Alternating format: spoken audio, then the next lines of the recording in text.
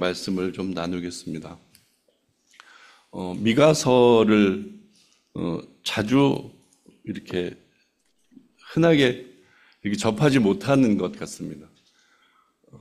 왜냐, 이렇게 여러 가지 생각을 해보면 조금은 오늘 읽을 때도 여러분들이 느끼셨겠지만 우리를 좀 부담스럽게 하고 어렵게 하는 부분들이 사실 있다는 생각이 듭니다.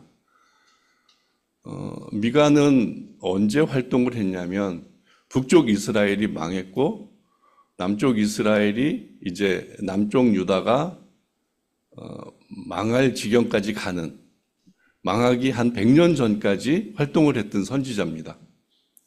그렇기 때문에 그 되어져 가는 형편을 보면 이런 말씀을 이렇게 선포할 수밖에 없는 그런 위치에 있을 수밖에 없었을 겁니다.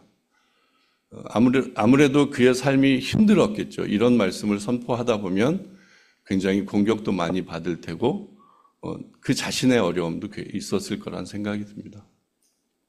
근데 하나님은 그때 미가 같은 선지자들을 통해서 이렇게 외치게 하시는 이유가 분명히 있을 겁니다. 이제 곧 망해갈 남쪽 유다에게 하나님의 마음을 조금이라도 전할 수 있다면 그것이 그의 본분이었을 것입니다. 요즘 이 세상을 살아가면서 우리들도 이 세상을 바라보는 관점이 많이 어지럽고 힘듭니다. 매일매일 뉴스를 보지만 굉장히 많이 답답하고 힘듭니다. 불확실하죠. 무엇인가 뚜렷한 기준이 있을 법한데 그 기준이 너무 없는 세상이 되어버렸습니다.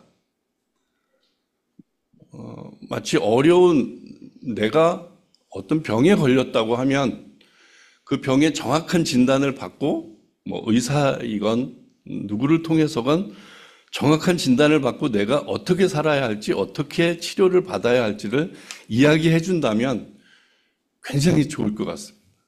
근데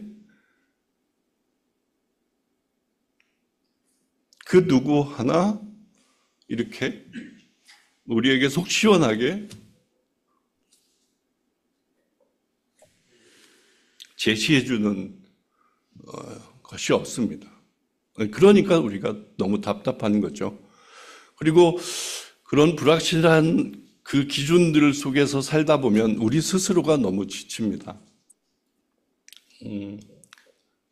그 지침 속에서 그냥 아무 생각 없이 살아가는 우리 인생인 거죠. 그래서 유튜브를 이렇게 틀고 유튜브에서 이야기하는 것들 그냥 아무 생각 없이 보고 아무 생각 없이 그냥 시간을 흘려보냅니다. 왜 이럴까? 왜 이런 세상이 되었을까? 도대체 하나님은 어떤 모습으로 이것을 우리에게 베푸시는 것일까? 사실 이런 질문이 우리 속에서 막 뛰쳐나와야 되는데 그런 질문을 이렇게 우리 내부에서 만들어내고 그것을 고민하고 그것을 누구와 얘기하고 하는 시간, 이런 시간 자체가 너무 우리들에게 힘듭니다. 그런 시대를 우리는 살고 있는 거죠. 그래서 오늘 특별히 미가 말씀을 통해서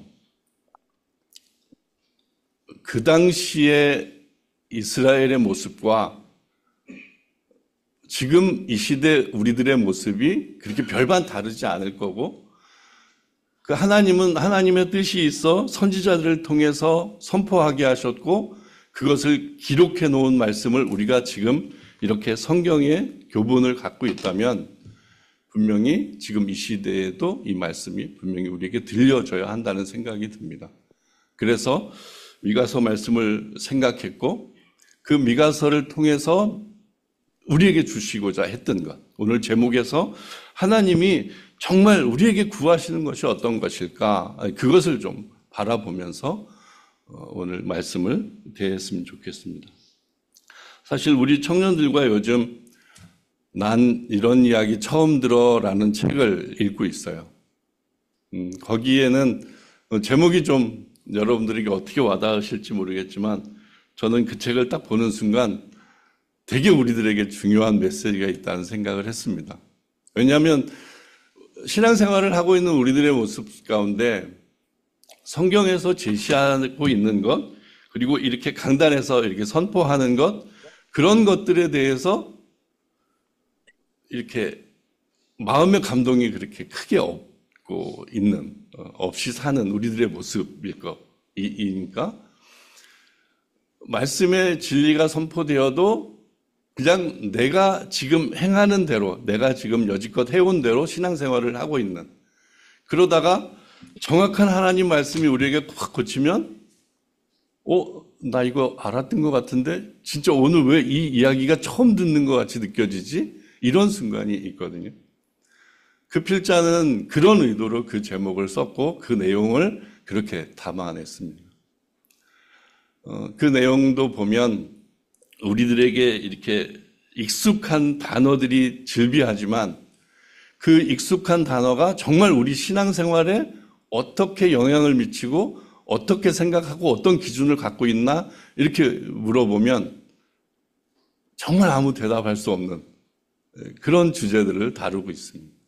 그래서 죄의 문제를 다뤘는데 내가 신앙생활을 여지껏 하다 보니까 나는 그렇게 큰 죄인인 것 같지 않은데? 나 열심히 이렇게 살고 있잖아. 나 선하게 살고 있잖아. 나도 하나님 말씀 잘 들어서 주일 예배 너무 잘 드리잖아. 이 정도 수준으로 죄를 생각하는 우리 기준인 거죠.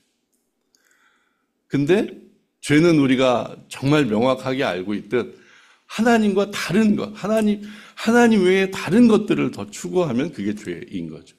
하나님께 초점 맞추지 못한 삶이 모두 죄라는 것을 우리는 인지해야 되는데 그 부분에 대한 생각의 기준이 너무 많이 무너져 있습니다. 그러니까 나는 이렇게 행위로서 이렇게 크게 죄 지은 것도 없는데 왜 자꾸 나한테 죄인이라고 하지? 그 얘기에 반발을 할 수밖에 없는 거죠. 그런 것들을 다루는 책이었는데 그 부분 중에 지난주에 그런 걸 나눴어요. 미가서 말씀이 거기에 본문에 나옵니다. 하나님한테 한다고 한 것 같은데 왜 우리는 이 모양이죠? 이렇게 묻는 거죠.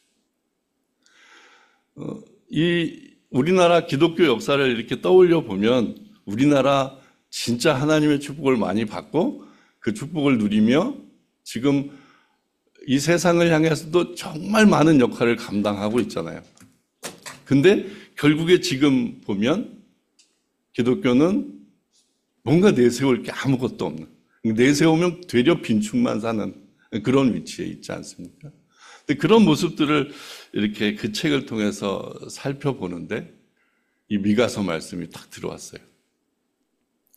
정작 이렇게 신앙생활을 하고 있는 우리들의 모습 가운데 우리가 좋아하는 것, 우리가 정말 익숙한 것만 열심히 했지 하나님이 요구하시는 것에 대한 것은 정말 많이 고민하지 않고 살았구나, 이런 것들을 느꼈기 때문에.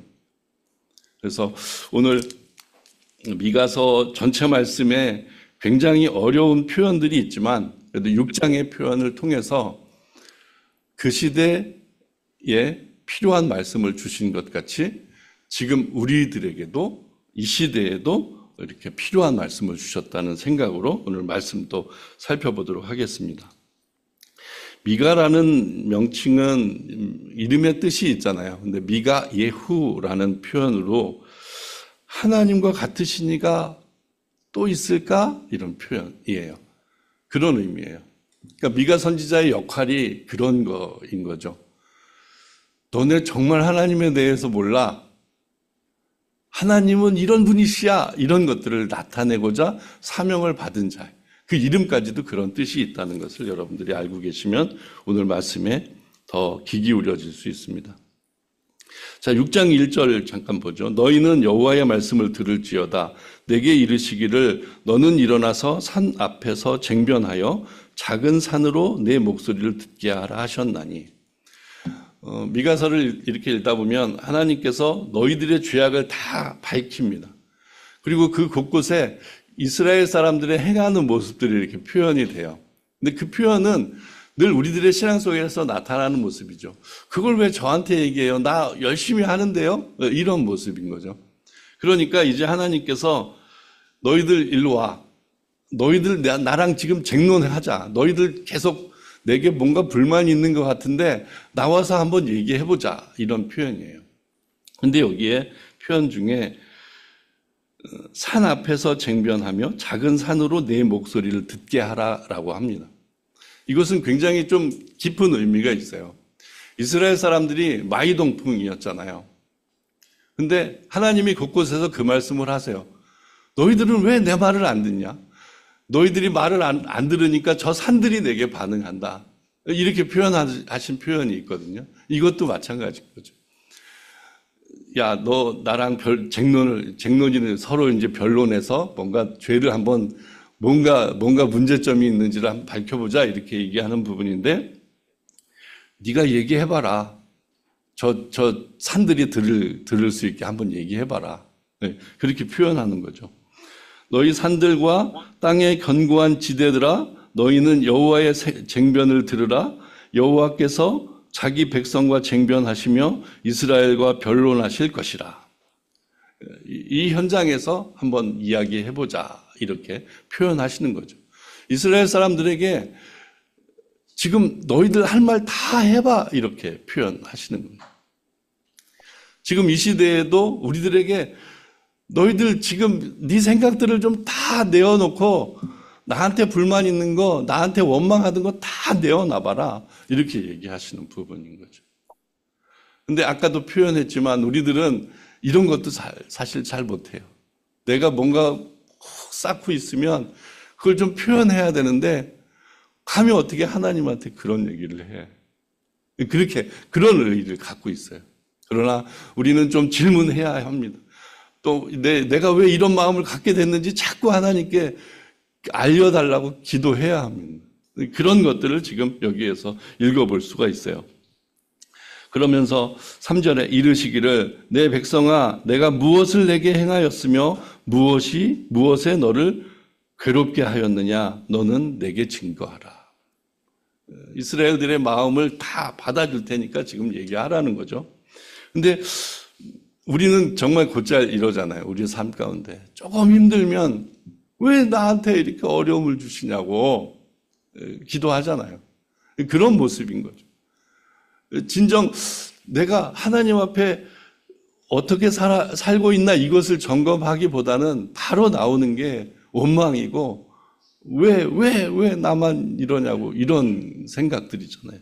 그런 모습을 또 여기서 살펴볼 수가 있습니다.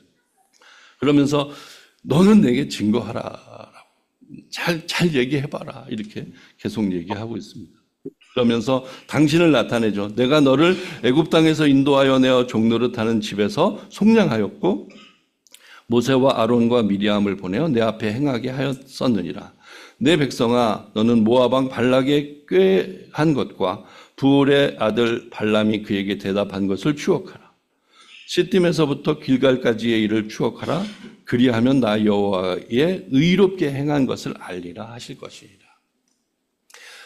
불만을 얘기하라고 하고 너희들의 생각을 정리해서 나한테 얘기하라고 하지만 하나님은 자신이 있으셨습니다. 왜냐하면 이스라엘 역사 가운데 그들에게 하신 일이 있기 때문입니다.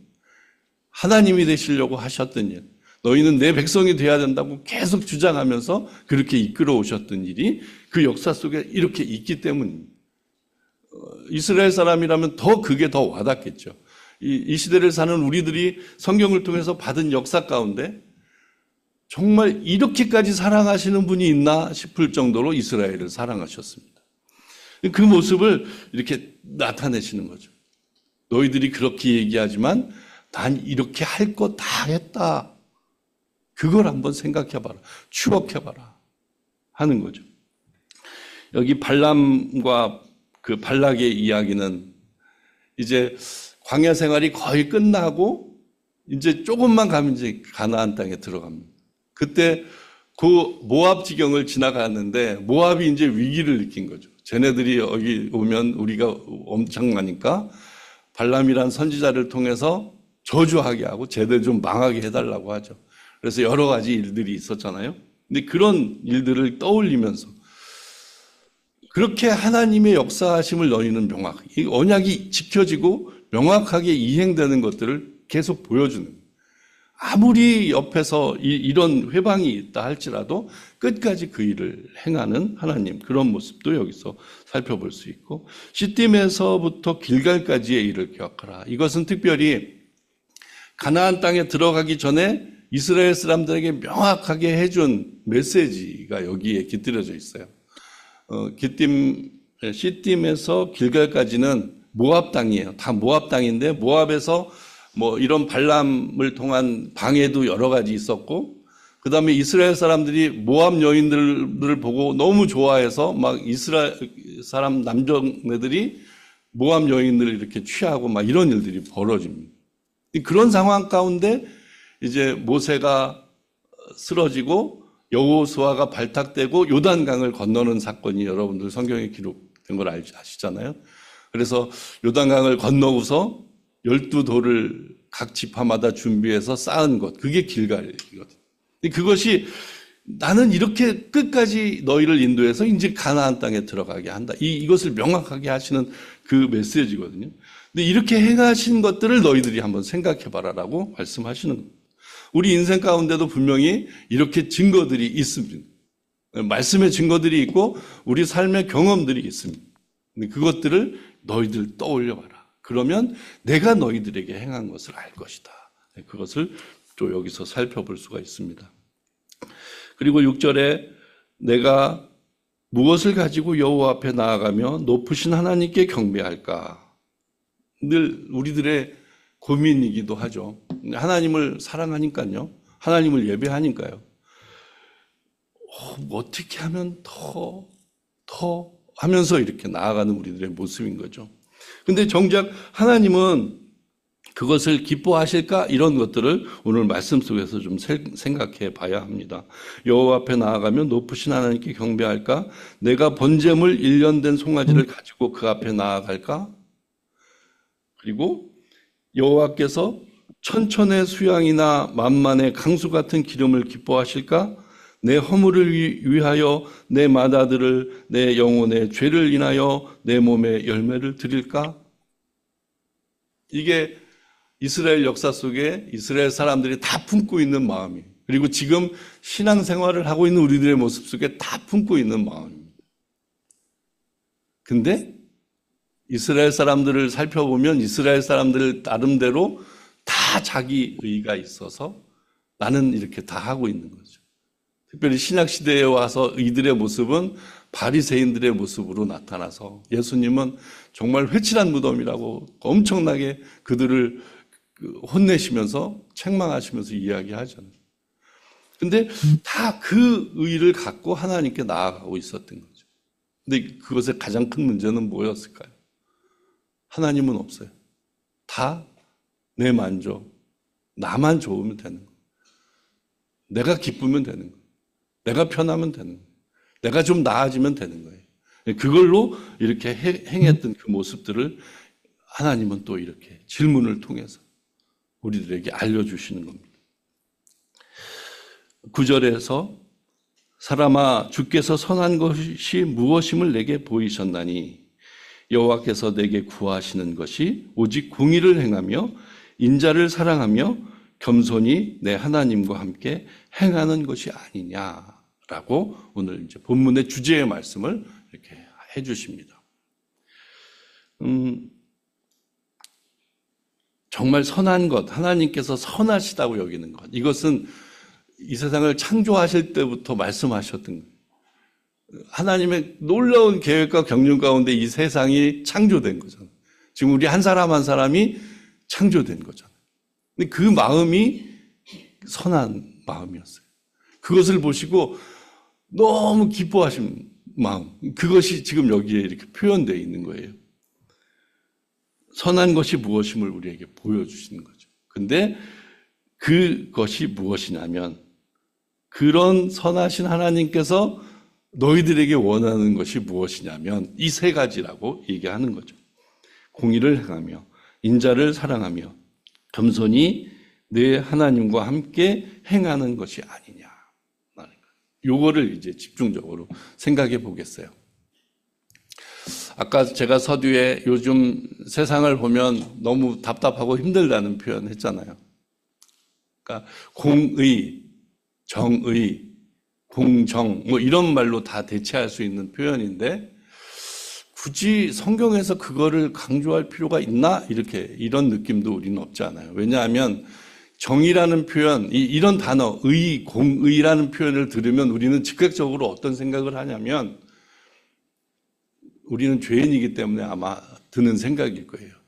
뭔가 바른 걸 팍 잡아내서 반드시 이것을 벌 주어가지고 바르게 만드는 그런 것까지 공의로 생각을 하기 때문에 물론 맞습니다.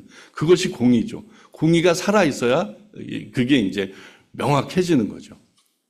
근데 너무 그렇게 그쪽으로만 생각하면 우리가 마음이 좀 강팍해집니다. 하나님이 말씀해 주시는 공의는 더 광범위해요. 하나님께서 이 세상을 창조하시고 질서들을 만드셨어요. 그리고 세상의 질서, 자연의 질서뿐만이 아니고 사람들 간의 관계의 질서도 다 만들었어요. 십계명이 그 대표적인 얘기겠죠. 그리고 이 세상에 예수님 오셔가지고 산상수훈을 통해서 말씀해 주셨던 여러 가지 기준들도 다 거기에 준합니다. 근데 그런 질서, 기준을 다 잡아놨는데 우리들이 살면서 다 그것을 허트려놔요. 내 입장에서 다 허트려놔요. 나는 이건 괜찮아. 너는 이거 꼭 지켜. 막 이런 표현으로 다 허트려놨어요. 그래서 공의가 필요한 거예요. 그러니까 하나님의 공의는 그런 거예요. 그러니까 내가 내 눈높이로 이렇게 판단해서 이 기준이 아니고 하나님이 만들어 놓으신 그 기준에 맞춘 것에 내가 이렇게 반응하고 그것을 순종하는 그 마음인 거죠. 근데 거기에는 그것까지 포함시켜야 합니다. 그러니까 내 눈으로 보기에 안 되고 질서 안 잡히고 답답하고 그런 것에 막 울분이 나서 막 분노하고 이런 것도 필요하지만 그렇지 못한 것, 부족한 것, 연약한 것 그런 것들은 하나님의 기준 가운데 다 채워져야 할 기준들이 있어요. 불쌍한 사람을 보게 되면 그 불쌍한 사람을 도와서 그도 같이 나와 함께 평안하게 살 수 있게 하는 그 기준. 그러니까 부족한 기준을 바라봤을 때도 그것을 채우고 그것을 바르게 할 수 있는 마음. 그것까지 다 포함시켜야 이 공의라는 말을 제대로 이해하는 겁니다. 그러니까 하나님의 공의는 바로 그런 것이에요. 근데 우리들을 한번 생각해 보세요. 그러니까 특히 한국 교회를 생각하면 더 명확해질 겁니다. 한국 교회는 교회 중심으로 모든 것들을 만들다 보니까 물론 성경에서 얘기하는 구제 사업이나 남을 돕는 엄청난 일들은 굉장히 많이 하고 있어요. 그런데 정작 우리들의 마음은 그거는 그냥 그렇게 해야 되는 것으로 하는 거지 그것은 내가 공의를 실천하기 위해서 이 일을 행한다고 생각하는 사람 별로 없습니다. 내가 착한 일을 해서 하나님께 잘 보여서 이 기준은 명확한데 공의롭기 때문에 그 일을 행해야 된다는 기준은 사실 우리들의 마음속에 별로 없습니다. 그러니까 하나님께서 주신 계명, 대계명 있잖아요. 하나님을 사랑하고 내 이웃을 내 몸과 같이 사랑하는 것이 한 몸으로 이루어지지 않으면 하나님만 사랑하면 된다? 사실 우리는 그런 기준이 너무 많아요. 세상 영화에서도 그런 걸 많이 비판하잖아요. 미랑 같은 영화에서는 하나님한테만 용서받고 당사자, 피해자한테는 용서받지 않는 그런 구조. 그런 기준을 지금 여기에서 이스라엘 사람들이 그랬고 지금 이 시대를 사는 우리들이 그렇기 때문에 이 말씀이 우리에게 주어진 거예요. 그래서 이 말씀을 여러분들이 공의라는 말, 정의라는 말 이것을 들었을 때는 이런 측면으로 더 넓혀서 풍성하게 생각을 해보시면 좋을 것 같습니다. 그리고 바로 그 짝이 나오는데 인자를 사랑하며 예요. 인자는 하나님 편에서 내게 오는 인자는 헤세드, 그러니까 똑같은 헤세드라고 표현하는 거지만 하나님의 은혜입니다. 은혜로 전적인 그 은혜로 우리가 지금 이렇게 살고 있는 거예요. 구원의 백성으로 살고 있는 거예요. 근데 그런 헤세드들도 있지만 우리들의 마음 가운데 있는 헤세드가 있어요. 그것은 하나님을 사랑하는 마음도 포함되어 있고 내 주변을 사랑하는 마음까지 포함되어 있어요. 그런 헤세드가 있습니다. 그러면 그 헤세드가 내게 있는가를 여러분들이 점검해야 돼요. 일방적인 헤세드만 있을 공산이 큽니다. 그래서 같이 아까 정의라는 표현과 아까 공의라는 표현과 인자라는 표현을 연결시켜서 이렇게 이해하시면 좋아요. 공의는 명확히 하나님께서 기준을 정해 주신 거예요. 근데 우리가 인자를 사랑하는 마음이 있다면 어떤 행동이 일어나야 되냐면 그것을 지키기 위해서 내 안에서 막 동기부여가 되는 거예요.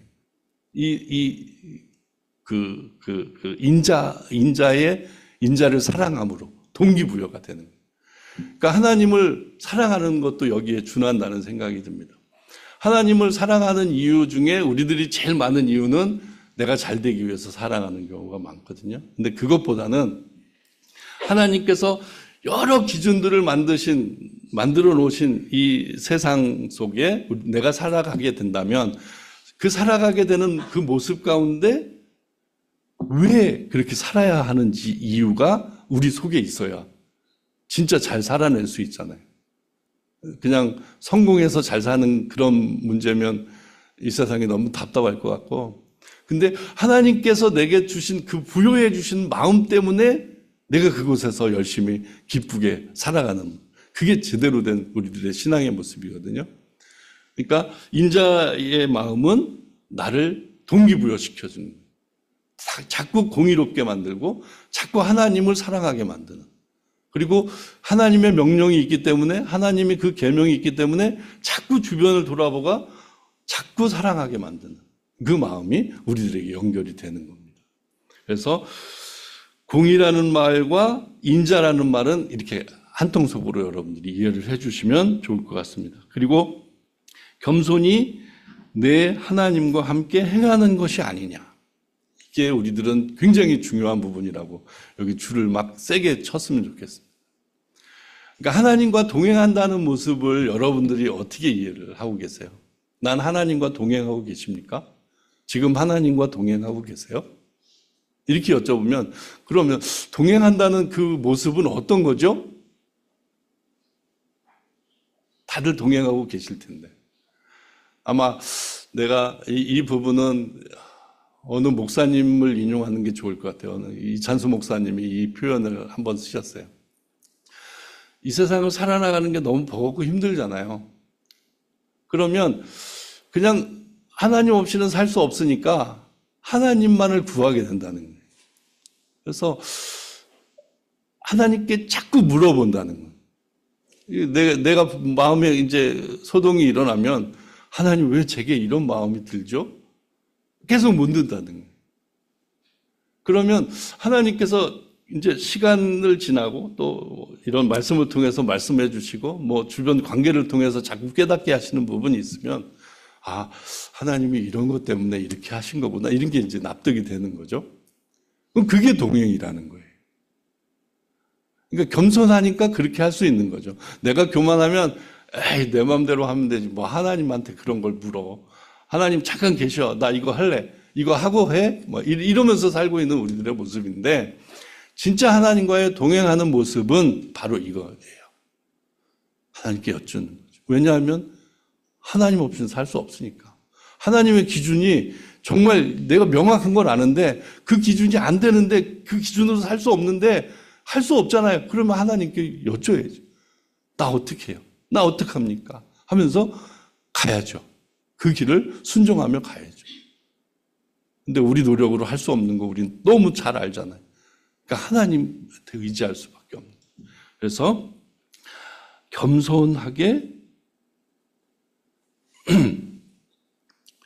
겸손히 내 하나님과 함께 행하는 것, 이것을 여러분들이 꼭 기억을 해 주시기 바랍니다. 자, 이제 그 뒤에 말씀은 여러분들한테 숙제를 내주겠어요. 뭐 계속되는 지적이에요. 이스라엘 사람들을 위한 지적이에요. 그 지적을 받으면, 이런 지적을 우리가 읽으면, 아, 그 당시에 이렇게 좀 심각했네. 이 정도 수준으로 여러분들 읽지 마시고, 혹시 내 안에, 혹시 내 삶 가운데 그런 것들이 있나? 이걸 점검해야 합니다. 있다면, 근데 그것이 하루아침에 내가 정신일도 하사불성해서 변화시킬 수 있는 게 아니잖아요. 그러면 또 하나님 간절함으로 나아가야죠. 이거 바로 잡아줘야 됩니다.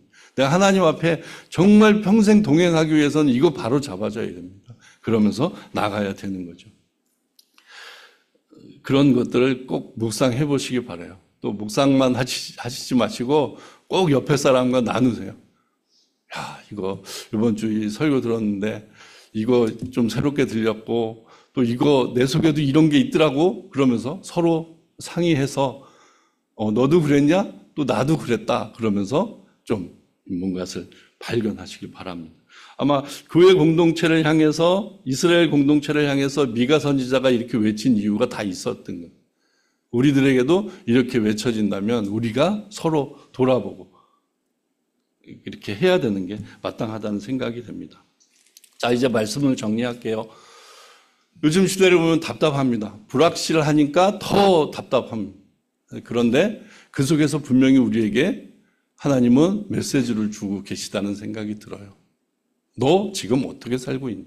너 어떤 모습으로 이 시대 안에 너 내 명령을 지키면서 살고 있니? 그것을 묻고 계십니다.